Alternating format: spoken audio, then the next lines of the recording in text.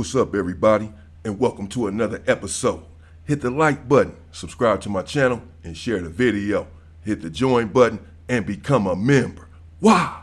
Well, members get exclusive content. Hit the bell icon on my channel so that you'll receive a notification every time that I drop a video, and you can go and check the video out. Let's get into it. This is about young Dolph, Gotti, and Big Jook.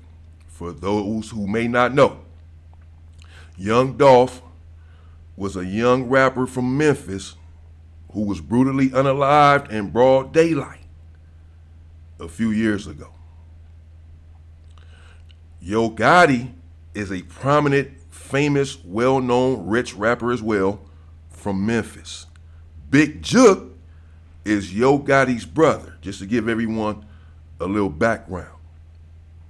Now, young Dolph was brutally unalived, as we all know, as most of us know, in broad daylight, as I said.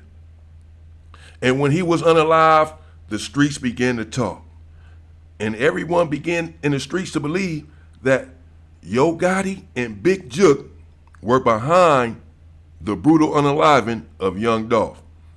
They believed that they were behind it because young Dolph would not sign to their record label. Now, I feel like that's a petty, trivial reason to take someone's life. So I wasn't bought in. But the streets harbored these feelings from day one. And eventually, not long after young Dolph's tragic unaliving, people were arrested for his unaliving. And someone began to talk. Cornelius Smith is the main one that was in trial doing the talking. The trial has just concluded. I'm going to bring you the latest in the next video. They were all found guilty. But here, Cornelius Smith is in court doing a lot of talking. Cornelius Smith was the first person, according to himself, that jumped out of the car with the Draco and began to unleash a hell of bullets towards young Dolph. Cornelius Smith is in court saying that Big Jook put the hit out on young Dolph. The prosecution is painting a cold picture. They're in court also painting a picture that Big Jook put the hit out on young Dolph simply because they were jealous, he was jealous, and because young Dolph would not sign to his record label. In this game, trying to make it on your own can create enemies. PRE, Paper Route Empire, his label, is not the only label in Memphis. He's not the only famous rapper in Memphis. Another label, CMG, Cocaine Music Group, and they became an enemy. They wanted Dolph under their label, but he turned down millions. I want to do it myself. The second time, they wanted Dolph under their label, but he turned down many millions. I want to do it myself. But it goes deeper than that. Not only did young Dolph refuse to sign to CMG, which is Gotti's record label, young Dolph also signed someone who had allegedly unalived Gotti's best friend. So Gotti is very upset with young Dolph. For one, you wouldn't sign to the record label, and we need you and want you here.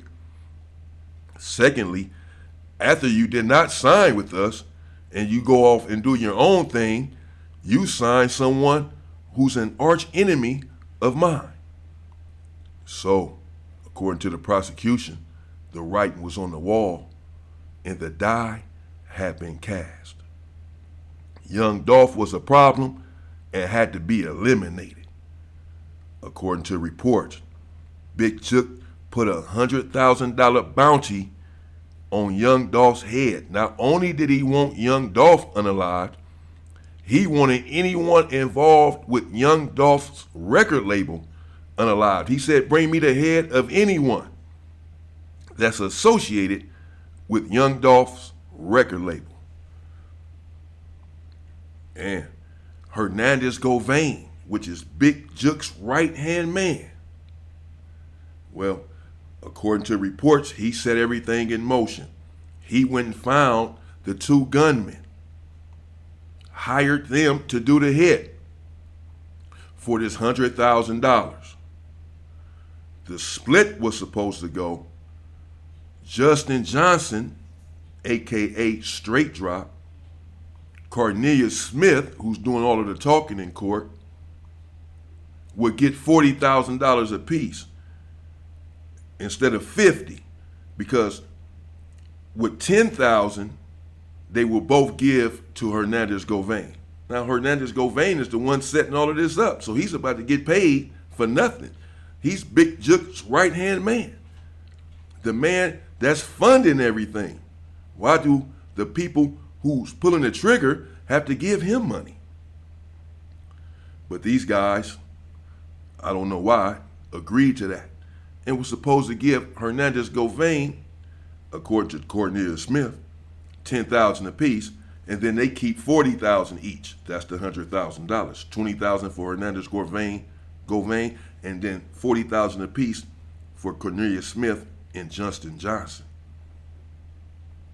However, according to Cornelius Smith, after the hit, after the brutal unaliving of young Dolph, he got in touch with Big Jook, asking about his $40,000. Big Jook said that he'd have someone meet him somewhere and give him the money. And when this person met up with Cornelius Smith, they gave him $500. And that was it. He said that someone else met up with him sometime later and then gave him another $300 for a total of $800. So how did you get to be with Justin Johnson this day on November 17th, 2021? We knew that, you know, they had a hit on Dolph and them head or whatever, so... Who had a hit on whose head? Big Jook had a hit on Dolph head or whatnot, so... How do you know that Big Jook had a hit on Dolph's head? Cause Quit had told me about it, Quit, and, you know what I'm saying, being just... How much money was it supposed to be? $100,000 on Dolph head. And had you agreed to do this hit? Yes, sir. Had Justin agreed to do this hit? Yes, sir. Were y'all going to do it together? Yeah, they been on it, but yeah. Was there any arrangements as far as splitting the money or anything? Yeah, me and him supposed to be giving Quit $10,000 apiece. All right, so you and him were going to give Govan $10,000 apiece? Yeah. And how much were you going to get? I was getting 40, he was getting 40. Okay. Yeah, I got scared. I got on them. Did y'all drive out there? Yeah, we drove right there.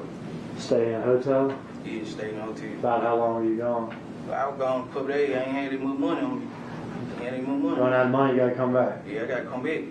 And you come back, do you pick up that money from the old woman? Yeah, I picked up the money from her, and I saw how much it was. I'm like, hell no. You know what I'm saying? Like, $500. You could spend that on pills in one day, I bet. Yeah, it's over with. Yeah, I can bet it. What'd you do with the letter? I flushed down the toilet at the hotel room. All right. Is that the only time you got any money from Justin? Nah, a couple days later, I was in the city or whatever, and he was saying that he was gonna have his folks to pull up on me, bring me some money or whatever, hold me down. So I'm thinking he been pulled up about 20, 30,000 leave, you know what I'm saying? But I had my girl to get out the car, and she met the person that was driving on the street or whatever. I had her to have her face mask on, and she said they had their face masks on, so we don't know who it was, but they gave her $300. $300. Yeah. Okay. And this is from Justin's folks. Yeah, this from Justin folks. All right. So now we've been paid about $800. Yeah.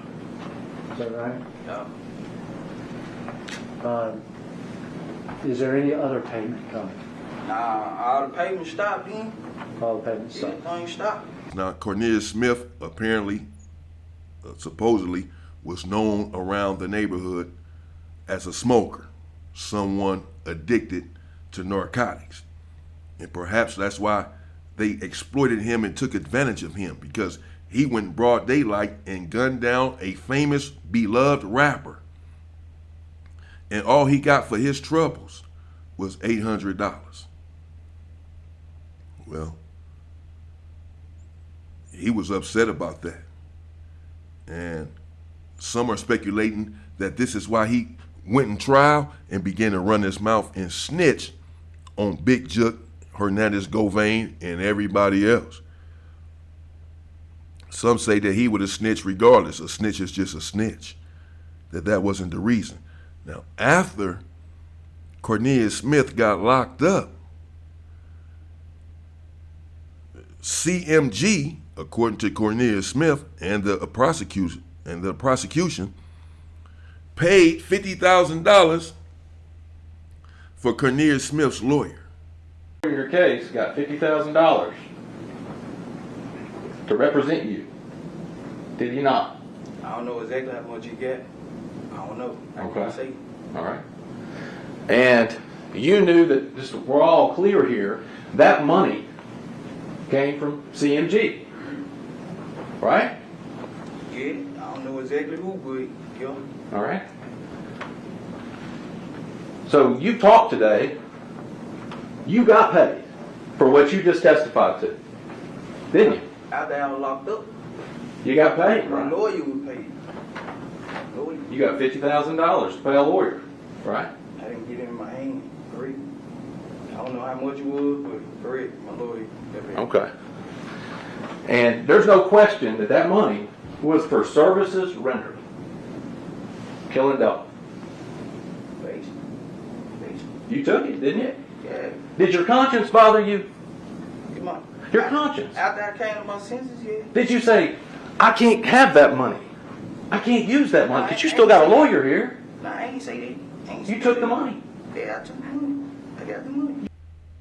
Now, why would CMG do this? CMG, again, is the record label of Yo Gotti and Big Jook, his brother, who is now resting in peace. Big Jook, as most of you know, was later unalive. Recently, some months ago, was gunned down. Get you back to that story we told you about off the top of the broadcast, a deadly shooting in Hickory Hill with connections to Memphis rapper Yo Gotti. Fox 13's Lakia Scott joins us live tonight from St. Francis Hospital. That's where the victims were taken. Lakia, what were you able to find out? Good evening to you. Good evening, Daniel. Well, at least 5 police sources have confirmed with Fox 13 that the person killed is Anthony Mims, also known as Big Jook. Now, Big Jook is the brother of rapper Yo Gotti. Now, we were at that scene earlier tonight. Police say 2 men were shot outside Perion's restaurant and event center around 4:15. Now, that's on Winchester near Kirby. According to the Memphis Police Department, the victim was inside a vehicle at the time and was brought here to St. Francis Hospital, where he was pronounced deceased. Now, I'm also learning there was a second person who was shot and was also taken to the hospital. It has not been confirmed who the second person is, but we do know it is a man, and he was airlifted to Regional 1 in critical condition. Now, the Memphis Police Department spoke with us today in a press conference. Let's listen. Right now, we do have video that we're analyzing, but we don't have a clear suspect identified at this time. But we know that a weapon was used, a firearm was used in this incident. We do feel like the individual that was shot was possibly targeted by the suspect. Can you tell us whether one of the victims is Yo Gotti's brother? I can't confirm anything yet. Now, again, at least 5 police sources confirmed with Fox 13 that the person killed is Anthony Mims, also known as Big Jook. Big Jook, again, is the brother of rapper Yo Gotti. Now, according to police, there is at least 1 shooter, but there may be more involved. Daniel. Fox 13's Lakia Scott. He went to a funeral and stepped outside to have a smoke. and was gunned down. Of course, everyone believes and is speculating that it was in retaliation for young Dolph's unaliving. I'm going to get into that. I'm going to get into Big Jook's unaliving and go inside the story of what really transpired there and why.